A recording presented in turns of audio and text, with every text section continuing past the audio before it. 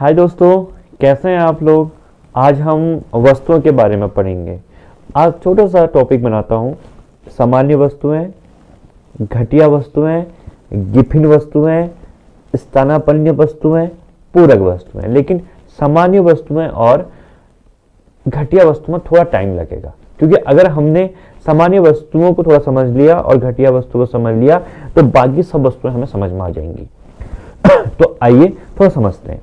देखो, सामान्य वस्तुओं को समझने से पहले दो चीजें पता होनी चाहिए। एक चीज है कि मांग का नियम क्या है, डिमांड। देखिए, किसी भी वस्तु की अगर कीमत को हम बढ़ा रहे हैं तो उसकी डिमांड कम होती है। क्यों, वो अभी बताता हूं। किसी भी वस्तु की कीमत कम होती है तो उसकी डिमांड बढ़ती है। क्यों? देखिए, साधारण तौर पर मैं आपको व्यवहारिक तौर पर समझाता हूं।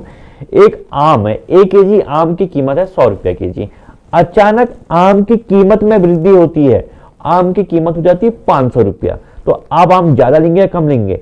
आप उसकी डिमांड कम कर देंगे, या तो आप डिमांड ही बंद कर देंगे।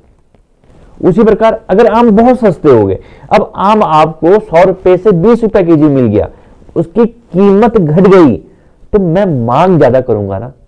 मैं उस वस्तु को चाहूंगा कि मुझे और मिले, तो मैं उसकी मार्केट में डिमांड ज्यादा करूंगा। ये व्यवहारिक तौर पे है। लेकिन थोड़ा सा ग्राफ में भी बता देता हूं। आप ग्राफ में इसको देखिए, बहुत आसान भाषा में आप लोगों को समझाता हूं।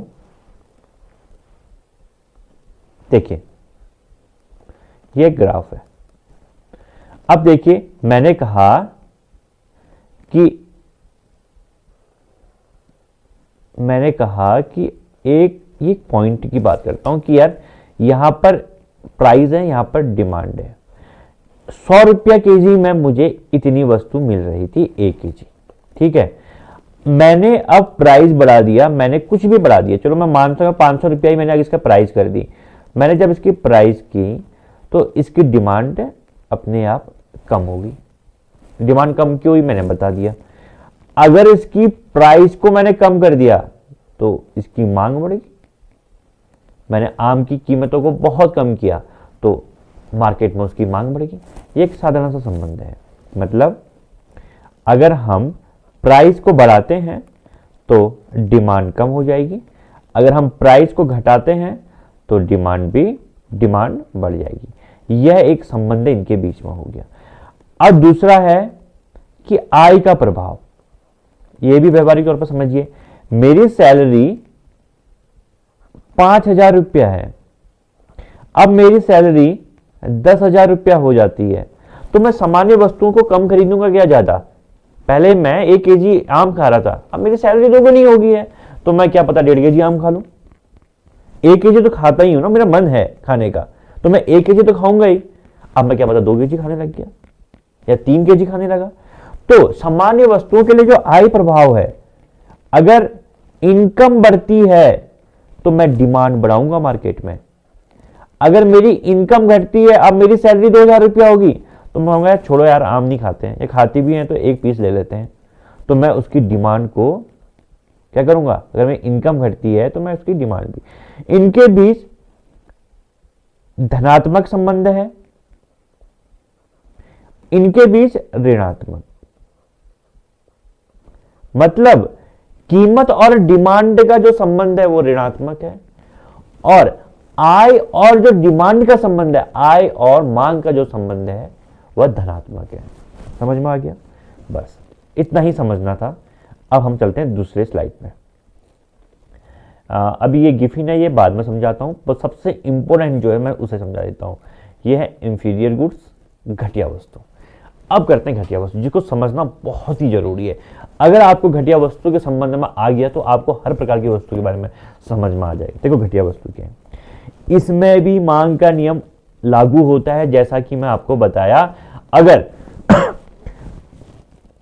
एक पॉइंट पे बात ले लेते हैं कि इस प्राइस में हमको इस प्राइस पे हमारी डिमांड ये है। अगर प्राइस बढ़ती है तो डिमांड कम हो जाएगी, अगर प्राइस घटती है तो डिमांड बढ़ जाएगी। ये संबंध में आपको समझा चुका हूं। घटिया वस्तु में भी यही होता है। कैसे होता है वो अभी समझाऊंगा, लेकिन ये संबंध को याद रखिए। और जो दूसरी बात है, जो सरल चीज है, वो बता देता हूं। अगर मेरी आय बढ़ रही है अगर मेरी आय बढ़ रही है, इनकम बढ़ गई, पहले 5,000 रुपया थी, सॉरी मैं जरा यहां को लिख गया, यहां लिख देता हूं, अगर मेरी आय बढ़ रही है, मतलब मेरी आय 5,000 रुपये से 10,000 रुपया होती है, तो मैं घटिया वस्तुओं को ज्यादा खरीदूंगा या कम खरीदूंगा?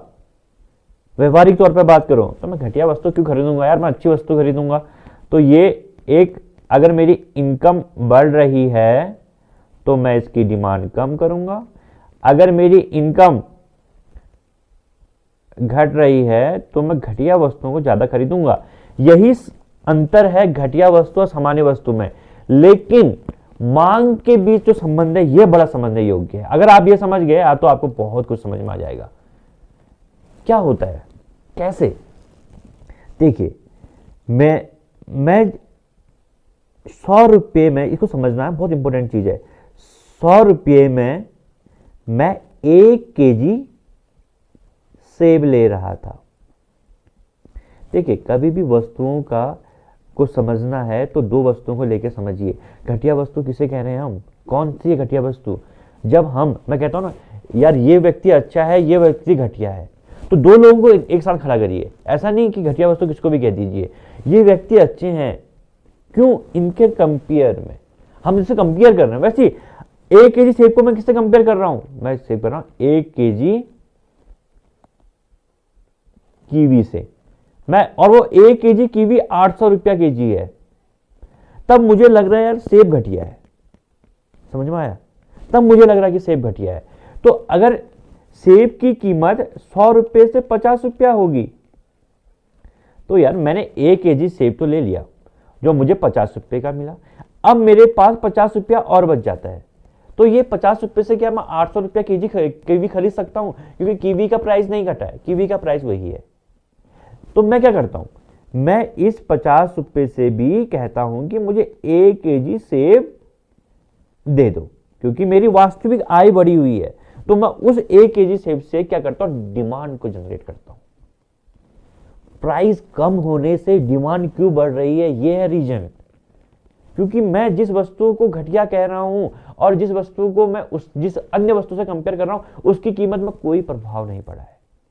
और क्योंकि कीमत इस वस्तु की घटी है तो मेरे पास कुछ पैसा बच रहा है, तो मैं उस पैसे से इसी वस्तु की डिमांड बढ़ा देता हूं। इसलिए इनके बीच में एक विपरीत संबंध आता है कि अगर कीमत घट रही है तो डिमांड बढ़ रही है। क्यों बढ़ रही है मैं आपको समझा दिया। अब इसमें दो चीजें और होती हैं। एक होती हैं आय प्रभाव, मैंने आपको समझा दिया, प्रतिस्थापन प्रभाव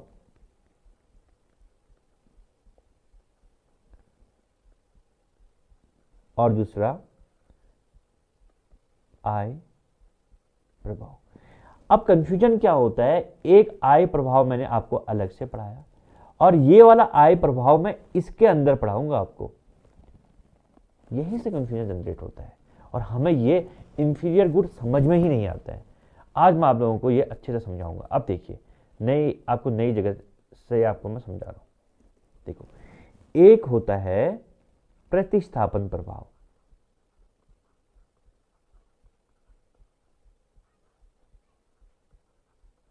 सबसे इंपोर्टेंट पॉइंट की बात यह है। और दूसरा होता है आय प्रभाव। वो आय प्रभाव अलग है। वो मैं कह रहा हूं कि मेरी सैलरी बढ़ी तो क्या होगा, वो मेरी आय वैसे बढ़ने से, लेकिन यहां भी मेरी आय बढ़ी है। कैसे? वास्तविक आय जो बढ़ी उसकी बात कर रहा हूं। देखिए, प्रतिस्थापन प्रभाव हर समय क्या होता है, ऋणात्मक। ऋणात्मक क्यों होता है ये मैं आपको समझा देता हूं। देखिए, जो मेरे 50 रुपए बढ़े थे एक्स्ट्रा, तो मैंने क्या उससे दूसरी वस्तु खरीदी? मतलब मैंने उससे कीवी खरीदी? नहीं खरीदी ना। तो प्रतिस्थापन प्रभाव क्या हुआ, धनात्मक हुआ या ऋणात्मक हुआ? मेरी आय बढ़ने से, वास्तविक आय बढ़ने से मैंने कीवी खरीदी? नहीं, मैंने नहीं खरीदी, ऋणात्मक प्रभाव हुआ ना, ऋणात्मक। अगर खरीदी होती तो मैं कहता धनात्मक प्रभाव है, मैंने नहीं खरीदी, एक ऋणात्मक प्रभाव है। इतना समझ में आया? पहला पॉइंट। अब दूसरा पॉइंट है, मेरी आय तो बढ़ी, मेरी जो वास्तविक आय है वो बढ़ी ना, अब उस वास्तविक आय से मैं कुछ तो खरीद सकता हूं, लेकिन क्या खरीद सकता हूं? सेब ही तो खरीद सकता हूं, कीवी तो नहीं खरीद सकता ना, क्योंकि कीवी बजट से बाहर है, क्योंकि उसकी कीमत तो घटी नहीं। तो होता क्या है, जो ये प्रतिस्थापन प्रभाव होता है ये बहुत शक्तिशाली होता है,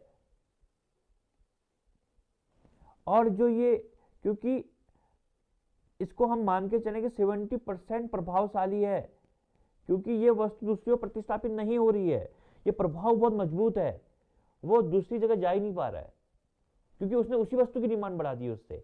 तो ये धनात्मक उससे धनात्मक क्यों है, ये मैंने आपको समझा दिया। और आय, जो उसका ये आय प्रभाव है, यहां तो धनात्मक है, वहां नहीं, वहां तो वहां ऋणात्मक है।